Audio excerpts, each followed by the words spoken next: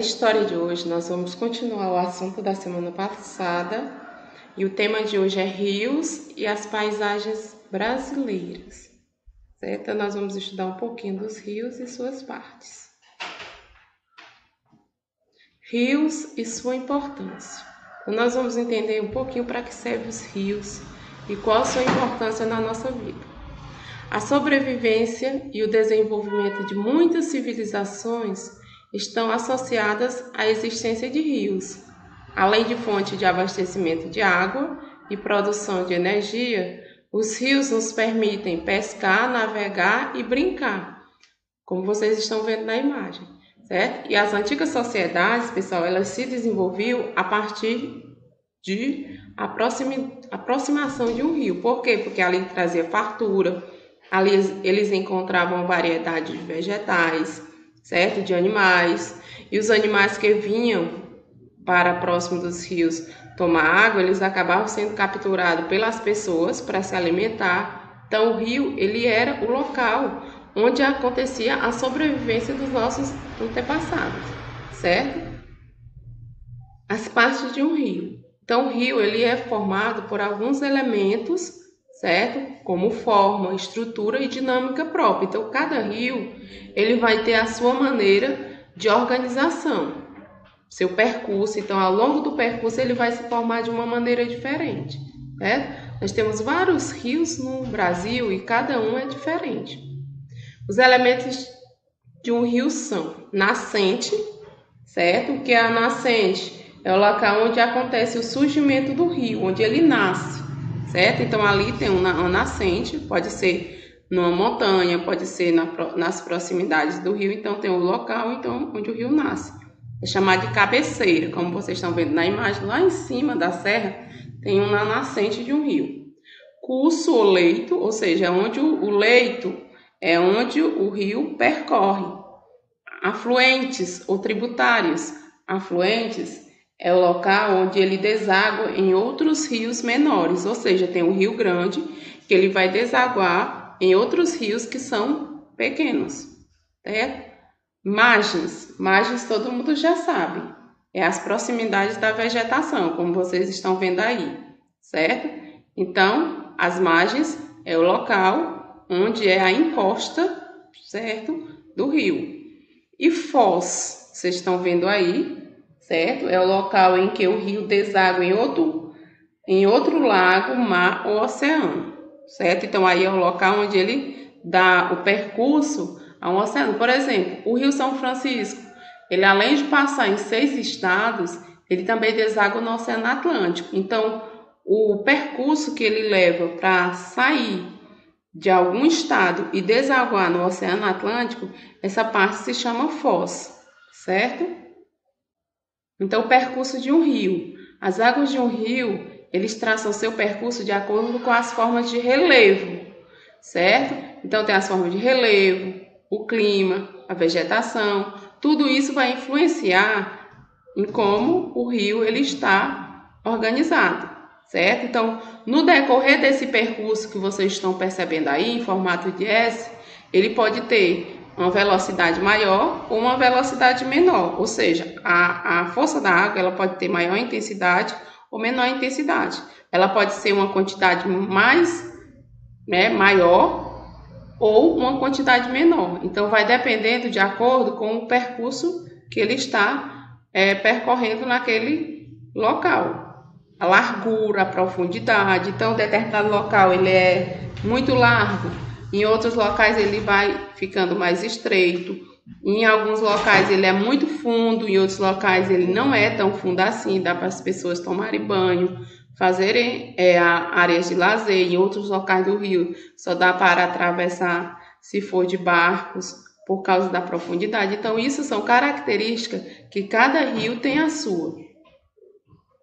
Aproveitamento das águas dos rios. Então, para que servem as águas dos rios? E qual é o rio que é próprio para cada atividade? Os rios que percorrem relevo de planície, ou seja, os rios planos, tornam-se mais lentos e formam meandros, que são os rios de planície.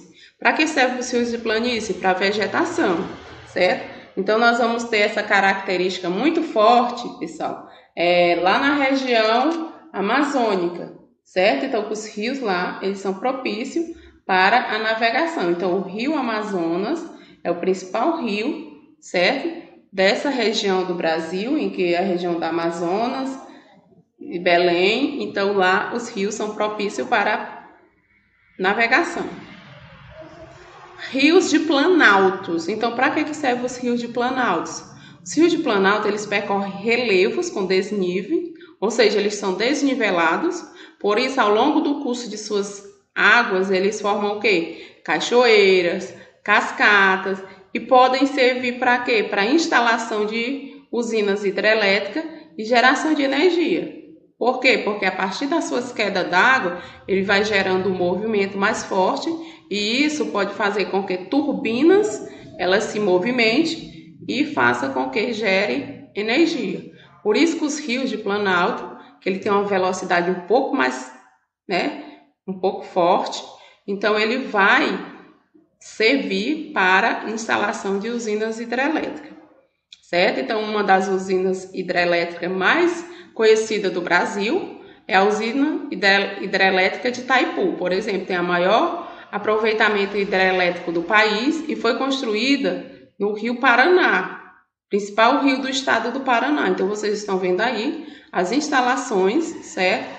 Da usina hidrelétrica de Itaipu. Certo? Então, vocês todas as instalações, a força da água, as turbinas. Então, a partir daí é que gera a energia que nós conhecemos, porque ela vem, certo, da força da água. Em seguida, nós vamos conhecer um rio muito conhecido do Nordeste brasileiro, certo? Inclusive, por conta dessa característica dele de percorrer o Nordeste, ele foi chamado de Rio da Integração Nacional, porque eles percorrem várias partes, além do Brasil, do Nordeste, também de outras partes do Brasil. Então, o Rio São Francisco é conhecido como Velho Chico, com cachoeiras e corredeiras, é um rio de planalto. Ele percorre 6 unidades federativas. Professora, por que no nosso livro tem 5? Porque na época que o livro foi feito, inclusive no ano passado, não tinha ainda, ele não percorria ainda o estado do Ceará. E agora, nesse ano, foi inaugurada uma obra em que ele percorre o estado do Ceará. Então, agora são 6 unidades federativas. Minas Gerais, que é onde ele nasce, Bahia, Pernambuco, certo? Então, ele vem de Minas e atravessa a Bahia, certo? Pernambuco, Sergipe, Alagoas e o Ceará, certo? Serve para transporte, fonte de energia elétrica e irrigação. Então, essas são as grandes características do Rio São Francisco, que traz fartura, certo, para a região Nordeste. O Velho Chico é um recurso hídrico muito importante para os habitantes do Nordeste. Ele serve como meio de transporte, de energia elétrica, de irrigação. Então, boa parte das plantações de frutas e irrigação com água do Rio São Francisco, em Lagoa Grande, no Pernambuco, são por conta dessa integração nacional do Rio São Francisco. Certo, gente? Então, aí nós vamos ver 2 diferenças, o rio perenes e os rios temporários. Quais são as diferenças de um para o outro? Certo? Perenes ou permanente mantém seu curso com água o ano todo, então ele não seca. Pode ter longos períodos de estiagem, mas ele vai ficar pouco, mas ele não seca porque ele tem uma nascente, e essa nascente ela vai, certo? Jorrando água. Os rios temporários são rios que em períodos prolongados de seca, eles secam completamente, que é o que vocês estão vendo aí, é um rio temporário. Em longos períodos de cheia, eles enchem, então vai ter peixe, vai ter espécies animais, vai ter pessoas que usam para lazer. Porém, quando passa 6 meses sem chuva, eles secam do jeito que vocês estão vendo aí. Então, a gente chama esses rios de rios temporários, certo? E os rios perenes são aqueles rios que eles não secam, tipo o Rio São Francisco, tipo o Rio Paraná, o Rio Amazonas, certo? Então, esses são rios importantes do nosso país, que eles não secam porque eles são rios perenes, são rios permanentes. Começar a minha semana com uma palavra só. com uma só palavra: fé.